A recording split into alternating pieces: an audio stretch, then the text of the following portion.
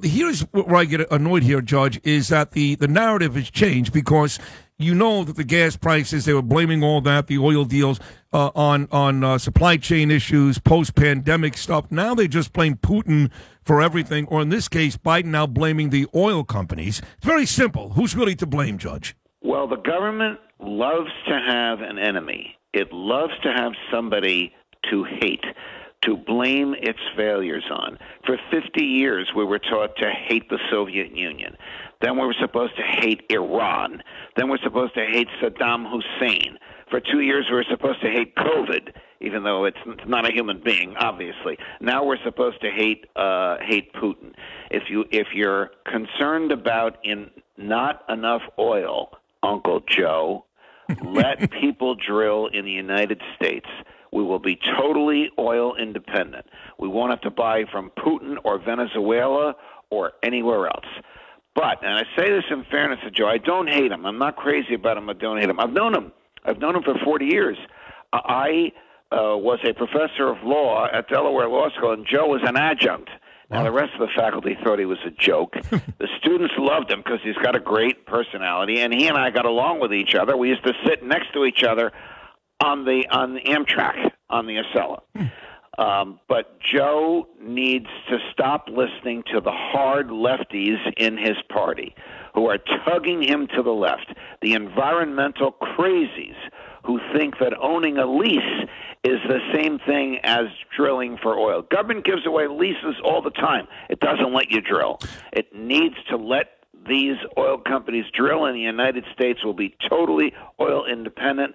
There'll be no supply chain issues, and there'll be no worries about Russia. Let's talk about the sanctions, immoral, ineffective. We could talk about taking the oligarchs' fortunes and we're refusing to buy Russian oil, something we should have done a long time ago. Like you said, Judge, wasn't that long ago under Donald Trump. We were energy independent. We didn't have to rely on other countries. I know we still bought from Russia. I get it.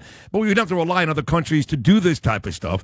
What about taking the oligarchs' fortunes and as we've done now, just stop buying Russian oil? That's not enough, but it's a good start, yes? I have no problem with not buying Russian oil as long as we have enough oil on our own. So I'll go back to what I just said about drilling. In terms of seizing the oligarchs' assets, it's absolutely immoral, it's unconstitutional, and it's criminal. Who the heck are we to be seizing the assets of private individuals that have nothing to do with the human rights violations that are going on in the Ukraine?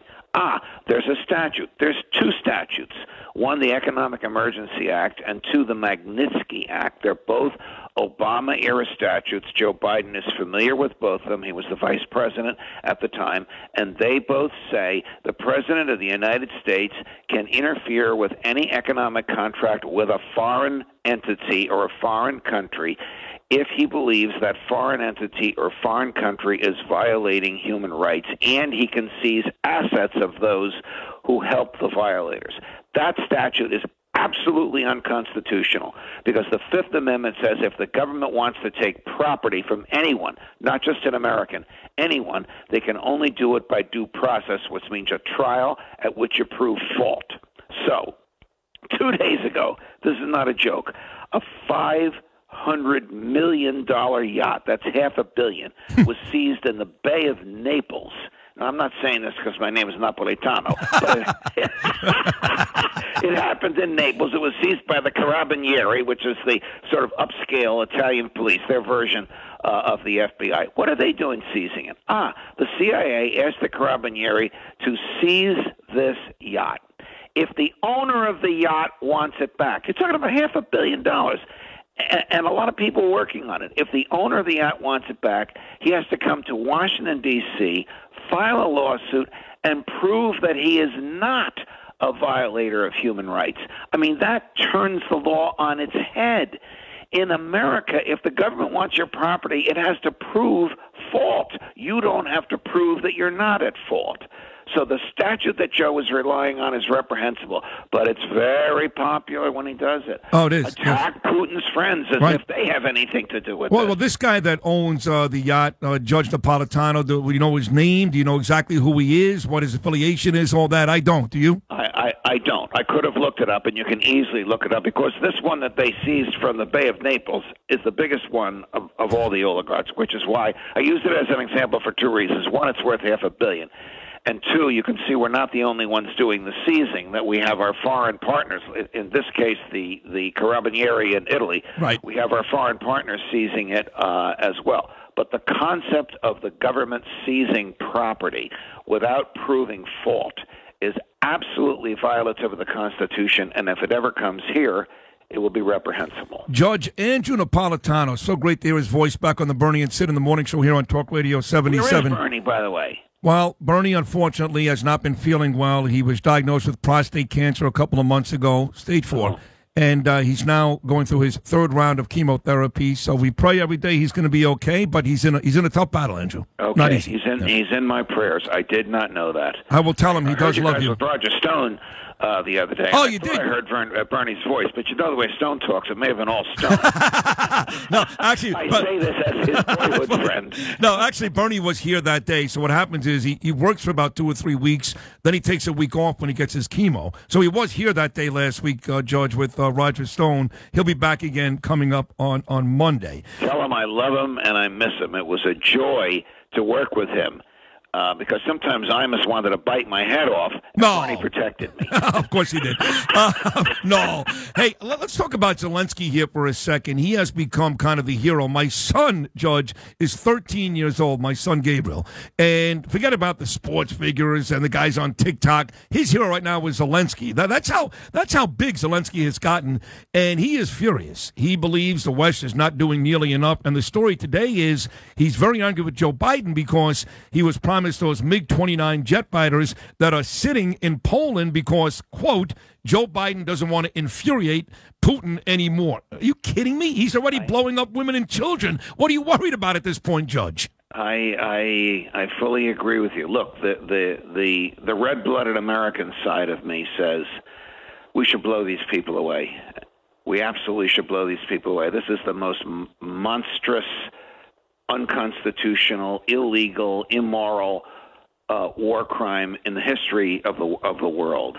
Maybe the Holocaust was worse, right. but without saying the history of the world in the modern era. And it does. And by the way, the Holocaust was worse. And I'm a Jewish person, but Correct. You would agree that this does mirror World War II yes, too much for my taste. This does mirror the beginning of World War II. So the red-blooded American in me wants to stop this with superior firepower, as my military friends would say.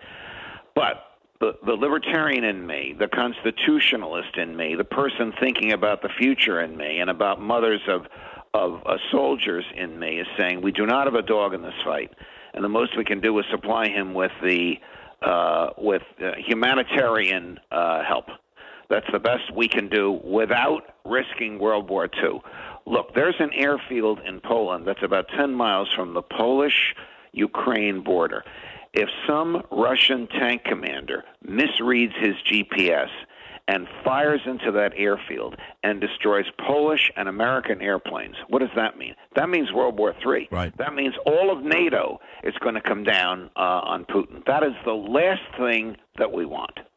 And also, there's no fly zone. That could be another, obviously, motivation for World War III, right? Yes. I don't like the way all this sounds, that Biden is afraid of Putin. I don't think Biden is afraid of Putin. I think Biden is afraid that Putin will do something irrational which would draw us into World War II. Look, if American troops start fighting Russians, what do you think they're going to do? They'll bomb Los Angeles. Right. I mean, they'll do something absolutely outrageous, insane, crazy, immoral, and criminal to keep Putin in power. We don't want to go there. You know, when I look at the New York Post and I see atrocities, Judge, and I see women, children, maternity hospitals getting blown up, it makes me so nauseous and so upset that I hate making it political, but that's what this show is. That's what we do, right? We're talking baseball, ESPN, we talk politics. Oh, don't even mention baseball. Oh, don't even mention baseball. I know you're a baseball fan. I'm a Yankee fan and have been, since in my house, in my parents' house when I was growing up. Now, I know you're Jewish and I'm Catholic, but you'll know what this means.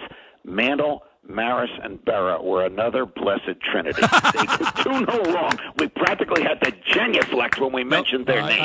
I get it. Those are three of the all-time greats. But in terms of the political, that's very cute. In terms of the political area here, I should say, it's a very simple question. If Donald Trump, you don't have the answer, obviously, because he's not, but I'm going to ask you to predict. If Donald Trump was still the president, would Putin be doing any of this? I don't think so. I think he would fear a violent response. Now, I don't know. You know, the Donald Trump, whom, as you may know, has been a friend of mine for 35 going on 40 years, had a personal relationship with Putin that Joe Biden does not have. I just think it would be a very, very different world. I think Putin and his military people would be terrified of what Trump would do. And do you think on the way out, because of, if you believe all the Hunter Biden stuff, which I do, I thought Miranda Devine did an amazing job, Tucker Carlson, Bobulinski, others, do you believe that because of Hunter and his father and his uncle's dealings in Russia, in Ukraine, in China, that there's a little bit of an issue here with Biden really being honest because at the end of the day, they're making a couple of bucks? I hope not. That's the best answer I can give. Right. The Joe that I have known, and again, when I knew him, it was 35, 40 years ago when I was teaching at Delaware Law School and he was an adjunct.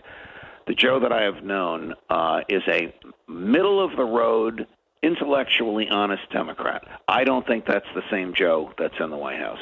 The Joe in the White House is too old, too withered, and too tied to the deep left of his party. He doesn't believe any of what they say, but he knows that if they desert him, the Democrats are a minority. You did leave out too corrupt. That may be the biggest issue of all. I'm not sure, but you did leave that out. Hey, right. Judge, it is great to hear you back. I'd love you to come back more often now that you're back here this morning. Keep coming back. You're great. Anytime, Sid, and Bernie's in my prayers.